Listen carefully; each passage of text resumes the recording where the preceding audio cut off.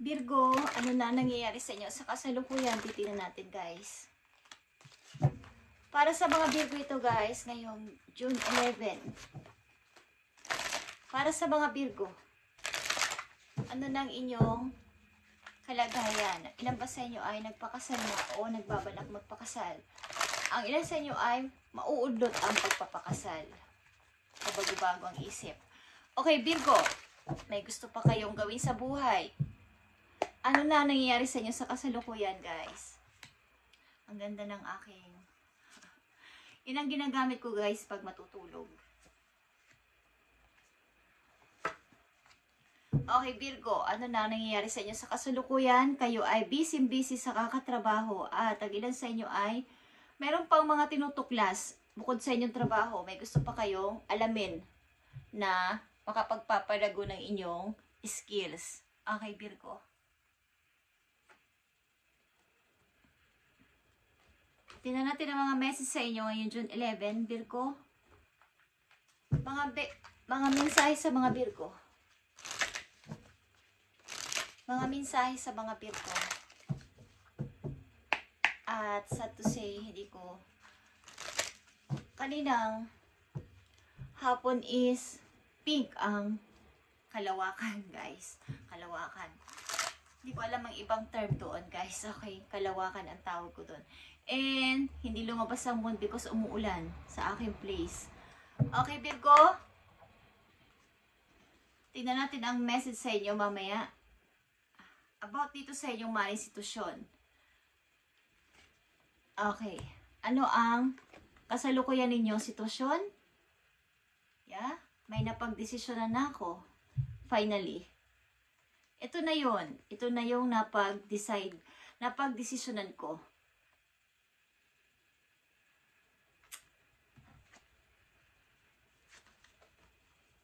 At the star is here. Big opportunity, big target ko sa buhay. Big target, katulad ng inyong mga naiisip magpayaman. Okay, magpayaman, umangat sa money. Ito yung big target ko na kailangan kong tuparin, kaya ayaw ko munang mag-asawa. May kailangan muna akong 8 of Cups. May kailangan muna akong isang tabi. Okay, isang tabi. Parang ayaw ko muna ng istorbo. Meron ako napag-isipan na kailangan ko pa pala ng gusto ko maabot yung pinaka-big dream ko. Umangat pa lalo sa kaperahan. Okay, Virgo, tingnan natin ang inyong message today, June 11, 2025 sa mga Virgo.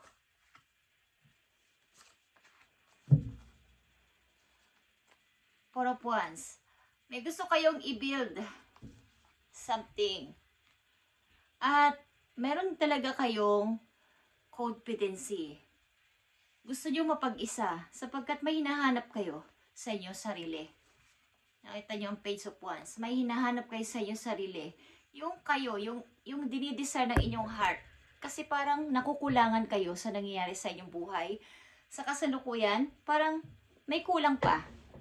Kung kayo nasa relasyon na masaya, parang ayaw ko pa magpatali. Because meron pa akong gusto pang alamin pa. Yan, nakikita nyo ang King of Sword. Napaka-praktika nyo mag-isip. Kumbaga may mga naaalala man kayong mga good memories, mga pinagsamahan ninyo ng iyong buong pamilya, ng mga naging karelasyon nyo, may magaganda naman talaga is, sinasantabi nyo muna this time. Parang, dyan muna kayo, sapagkat gagawin ko kayong inspiration sa aking gagawin ngayon na parang gusto ko munang lumayo, gusto ko munang mapag-isa at makapag-isip-isip nang hindi ko gagamitan ng emosyon. Guys, the Magician. Sapagkat maaari guys, hawak nyo yung lahat ng nandyan na, kompleto na. Kulang na lang ay yung pagpaplano. Meron naman akong naiimpok gusto kong pumunta doon, gusto kong gawin ito, pero papaano ko to isasagawa ng yung tipong hindi ako magsisisi sa aking gagawin. Yun ang inyong sinasabi sa inyo sarili. May gusto kayong i-build na something new sa buhay ninyo, but maaaring ilan sa inyo ay kailangan ng mentor. Yung professional na magtuturo sa inyo how to manage your money. Kung paano ito i-manage ng hindi masasayang, at kung kayo may malaking ipon, yung hindi kayo maluloko. Kung kayo talaga ay may mga nagbabalak mag-invest, ay dapat ay kayo ay kumonsulta sa mga abogado kung kayo ay may perang malaki, guys, para hindi kayo maloko, okay? At huwag basta ipagkatiwala sa mga tao.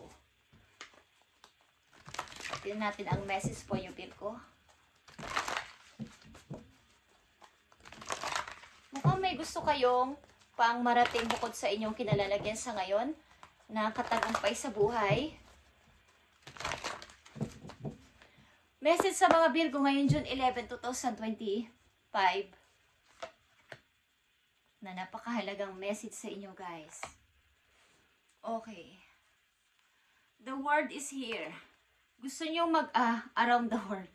Okay, mag-travel sa iba't ibang bansa o sa mga paborito nyong bansa.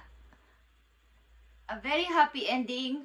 Virgo, coming full circle, spiritual growth and insight. Ilan din sa inyo ay may mga i-close na mga cycle na ayaw nyo nang maramdaman pa ito, ayaw nang sapitin pa ito, close nyo na o sinara nyo na talaga ang pintuan nyo doon. Katulad ng unang message sa inyong judgment. Gusto ko na magbukas ng bagong door para sa aking buhay. Ayaw ko na dito. Ayaw ko na ng ganitong klaseng sitwasyon. Okay? Napaka-practical nyo mag-isip sa mga Virgo na nandito. Malinaw na malinaw at saka kayo ay nagkaroon ng pag-growth sa inyong spiritual. Nagkaroon kayo ng kaalaman. Okay, tingnan natin, guys. Speaking of spiritual, nakikita nyo ang divine guidance, guys. The search for meaning in life. Consider an alternative approach. Surround yourself with wise teachers or friends. Okay. Maaring ang mga Virgo na nandito ay sinusurround nyo na lang yung inyong sarili sa mga taong maaayos mag-isip, positibo mag-isip, sa mga alam ninyong tuturuan kayo ng maganda at tungkol lalo sa pananampalataya. Ilan sa inyo ay nagkaroon ng spiritual awakening, guys. At natutunan na hindi lang itong pera o ang karir ko ang makapagpapasaya sa akin. Kailangan ko pang unahin si God at lalo pa akong bibigyan ng blessing. Okay. Knight of Ariel, guys. Pagpaplano ng mga business. There is so much to accomplish. Virgo, make a very detailed plan. Being watched over by someone kind. May tao dito nakakakita ng inyong kabaitan at pagiging isang wise na tao pagdating sa negosyo, sa pera. Kaya maaaring ang inyong mga plano katulad ng sinabi ko ay ikonsulta nyo sa professional na mag-a-advise sa inyo paano humawak at mag-handle at maglabas ng money na may mga kasulatan. Hindi basta-basta maglalabas ng pera ng yung sinasabi sa atin na kaliwaan lang, okay? Na walang detalyadong pirma, sign na ito ay binigay ko kay ganito. May sign din siya, both of you, ng taong inyo makaka-partner sa negosyo kung kayo may balak, guys. Is, kailangan dito ay detalyado ang inyong plano at may mga dokumento na pag pinabasa sa inyo ay basahin yung mabuti para hindi kayo magkaroon ng problema sa huli. Baka sinasabi na doon na ibibigay nyo lahat ng ari-arian nyo sa kanila is hindi nyo nabasang mabuti is pumirma na kayo is magkakaroon kayo ng problema. May mga tumututo kasi sa inyong tao na pinupunterya ang inyong money at ang katalinuhan nyo mag-isip about sa mga negosyo. Okay. Virgo, Knight of Pentacles is here. Mga planong pag-invest na mga pagkakakitaan pa o paglalagyan ninyo ng inyong impok, ng inyong money bawa pagbili ng ganito, pagbili ng lupa, pagbili ng mga bahay, at kung ano-ano pa. Tingnan natin ang message po, yun na mahalaga. Virgo, andito ang ant. Langgam ito, guys. Okay? This is a message of patience. Virgo, whatever is going on right now, you cannot be impetuous. Okay. By pacing yourself, the end result will be far more rewarding. Slow down, don't rush, work carefully, and learn to accept help from others. Pagamat kayo matalino na at may alam na sa kung anumang bagay, Virgo, ay i-accept nyo pamisa-misa ng help ng iba. Okay? Dahil may mga taong gusto sa inyong magbigay ng advice na mga concern sa inyong mga idea, mga iniisip. So, bigyan nyo sila ng puwang para mag-advise sa inyo pag alam ninyong totoo ang kanilang hangarin sa inyo. Okay? Ang langgam kasi ay, ito ay mapagpasensya. Dahan-dahan ang kailang mga kilos, but talaga namang pulido. Sila kung magtrabaho ay tulong-tulong, may teamwork, at saka talagang nakapila sila pag sila ay may dalang pagkain. Nakikita nyo ang mga langgam. Pag ako'y pumupunta sa mga bundok o sa labas, tinitingnan ko sila pag binibigyan ko sila ng food. Is talagang may teamwork sila. Minsan ang ating mga katanungan ay makikita natin sa labas, sa mga hayop.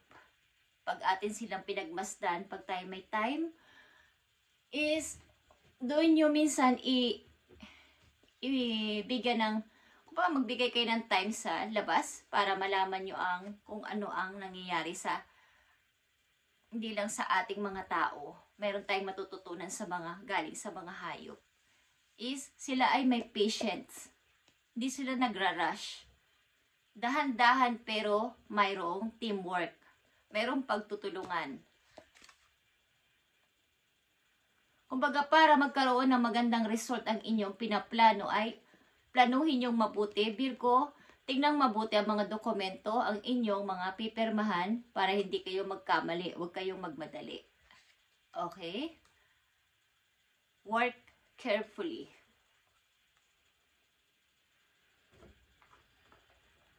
Message for you, Virgo. Yes or no message. Ang mga langgam din kasi, guys, ay matatalino. Advance sila mag-isip. Okay. Bago pa magtag-ulan, sila ay nag-iipon na ng food. Sila ay nagtutulungan na mag-impok ng food sa kanilang lungga. So, katulad ninyo ang mga langgam, Virgo, hindi kayo nagpapabaya na kayo ay magkakaroon ng bago mangyari ang lahat ay gagawin nyo na para hindi kayo magkaroon ng panic kapag nagkaroon ng taggutom. Okay. Gusto nyo ay huwag kayo magpahinga sa kakatrabaho. So, hindi naman yun masama. Lagyan nyo lang ito ng balanse, Virgo. Okay. Yes or no na message po you, Virgo.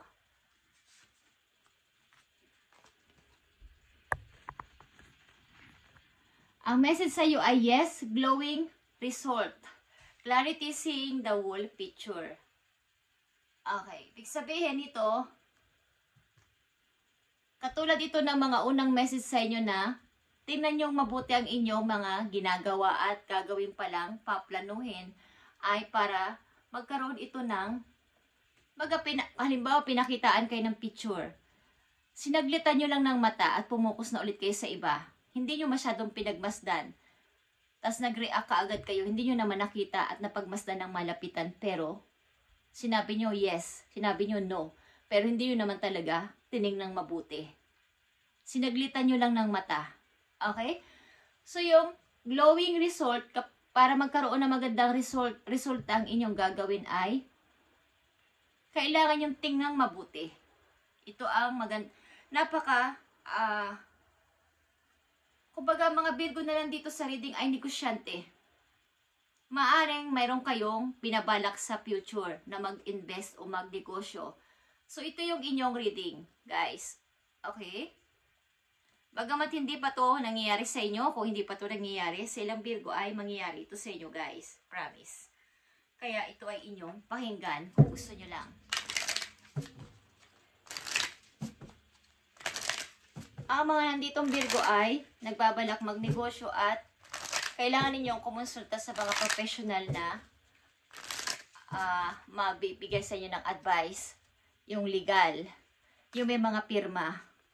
Hindi yung pangako lang. Salita lang. O naibigay ko na sa iyo ha. Ganyan. Hindi na uso yun ngayon guys. Kailangan maging wise kayo sapagkat may lokohan na sa mundo ngayon. Lalo na pag may involved na money. Ay sasabihin hindi pa kayo nagbigay. Ba't nagbigay na kayo? Nag-abot na kayo ng malaking halaga pero sasabihin hindi mo naman inabot. So wala kayong ebidensya kasi walang permahan. Okay? Kahit sa magkakapatid, lalo na sa mga kaibigan, wala na ngayon yun guys. Kapag may perang involved ay tataluhin kayo ng mga tao. Walang kamakamag-anak kapag pera na yung nai-involve sa isang sitwasyon. Just saying. Okay, message sa iyo Virgo. Ito man ay paalala sa iyo o mensahe. Nandito ang Ace of Wands, Virgo. Nakikita mo itong Ace of Wands. Ito ay road na may mga iba't ibang sanga-sangang daan. Okay. O arrows. Kung saan ka dadaan o saan ang pipiliin mo dito. The roads turn to the dark clouds, portals, misadventures. But far from the person, the evil sequence may be averted. Okay. May mga pwede sa inyo ditong mag-traidor. Okay. At maaring linlangin kayo sa mga salita na magaganda, Virgo. Kaya kayo ay tingnan yung mabuti lahat ng inyong mga gagawin at iaabot sa tao at sasabihin sa tao. Kailangan may ebidensya lahat. Baga, yan lagi ang sinasabi ng mga taong pinagbibintangan o nasasangkot dyan. Wala kang ebidensya. Okay. Wala kang ebidensya. Ang araw na ito ay nandito sa baga. Hindi mo to makikita sapagkat itatago to sa'yo ng mga taong naiinggit sa'yo. Virgo, ituturo ka sa maling daan. Okay guys? Ituturo ka nila sa maling daan. So ikaw ay mag-ingat sapagkat maraming magagandang paparating na opportunity sa buhay ninyo, Virgo. Sa nanditong Virgo. Thank you, Virgo. At ito ang inyong reading ngayon June 11. Ito ay paalala sa inyo. Kayo ay maaari nag-iisip na pasimulan ulit ito ang naudot kong dream. At maaaring kayo ay may mga ipon na o magkakaipon ng malaki at magbabalak na magtayo ng isang negosyo, bumili ng ganito o ganyan, ay kailangan ay tingnan nyo ang buong picture, buong dokumento. Okay? Huwag yung yun ang wag nyong gagawin. Yung kisuyo nyo sa ibang tao. Huwag kayo magtiwala. Kamag-anak nyo man yan o lalo na't mga kaibigan.